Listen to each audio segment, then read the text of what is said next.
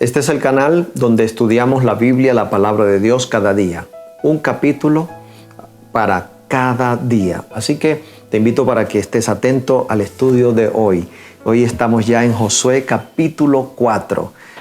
Si estás de acuerdo con el estudio de la Biblia, entonces dale allí a la manito, de dedo alzado, esa descripción allí diciendo me gusta, y vamos adelante juntos, atentos a la palabra de Dios. Muy bien, en este capítulo 4 leemos: Cuando toda la gente acabó de pasar el Jordán, Jehová habló a Josué y le dijo: Toma del pueblo 12 hombres, uno por cada tribu, y dadles esta orden: Tomad de aquí, de en medio del Jordán, del lugar donde han puesto sus pies los sacerdotes, 12 piedras, las cuales llevaréis con vosotros y las depositaréis en el lugar donde habéis de pasar la noche.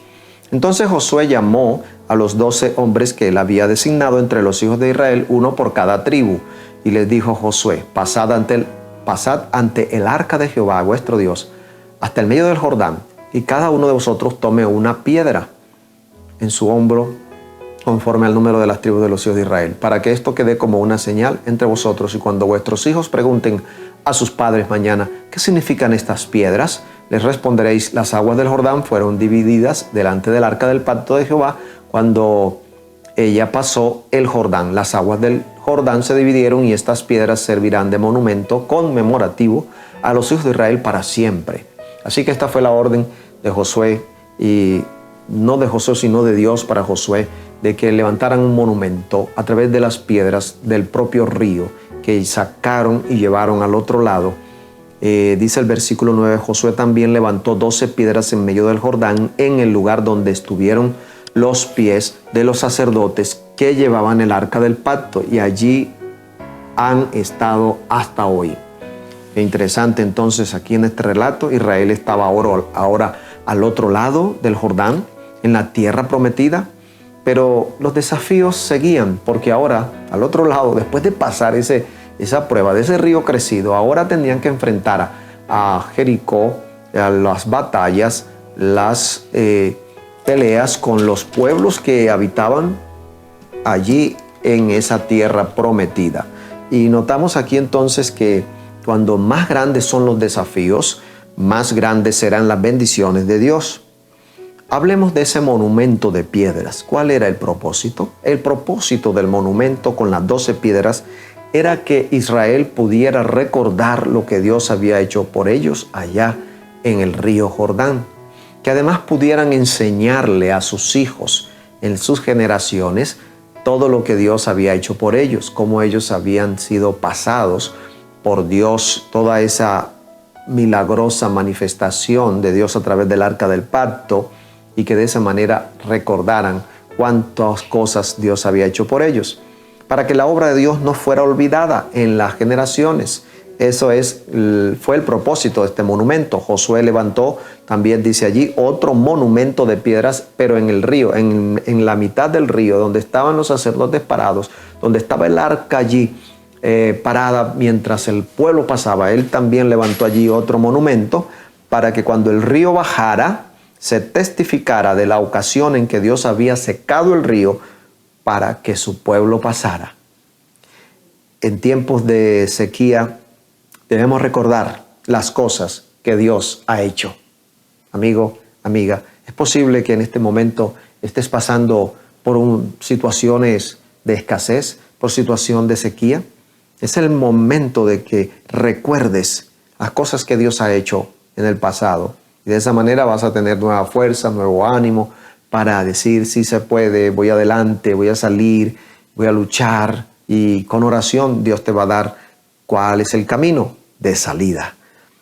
En el versículo 13 leemos: como 40,000 hombres armados, listos para la guerra, pasaron hacia la llanura de Jericó de delante de Jehová. Era todo un ejército el que tenía ya preparado Israel. En aquel día Jehová engrandeció a Josué a los ojos de todo Israel, y le temieron como habían temido a Moisés durante toda su vida. Versículo 18 dice: y aconteció que cuando los sacerdotes que llevaban el arca del pacto de Jehová salieron de en medio del Jordán, y las plantas de los pies de los sacerdotes estuvieron en lugar seco, las aguas del Jordán volvieron a su lugar y corrieron como antes sobre todos sus bordes. Amigos, amigas, después que el pueblo pasó y los sacerdotes sacaron el arca del río, el río volvió a correr con sus impetuosas aguas. Estaba desbordado, muy crecido. El pueblo partió del Jordán el día 10 del primer mes y acamparon en Gilgal, al oriente de Jericó. Josué erigió en Gilgal las 12 piedras que habían traído del Jordán. Allí hizo un altar con esas piedras y dijo a los hijos de Israel: cuando el día de mañana os pregunten vuestros hijos qué significan estas piedras, diréis a vuestros hijos: Israel pasó en seco por este Jordán, porque Jehová vuestro Dios secó las aguas del Jordán de delante de vosotros, hasta que pasasteis de la misma manera que Jehová vuestro Dios había hecho con el mar Rojo, el cual se secó de delante de nosotros hasta que pasamos. Versículo 24. Para que todos los pueblos de la tierra conozcan que la mano de Jehová es poderosa, y para que temáis a Jehová vuestro Dios todos los días. ¿Con qué propósito dice? Para que todos los pueblos conozcan a Jehová, el eterno, el verdadero Dios, y también para que su pueblo tenga el temor, la reverencia, que el respeto que Él se merece, porque Él es todopoderoso.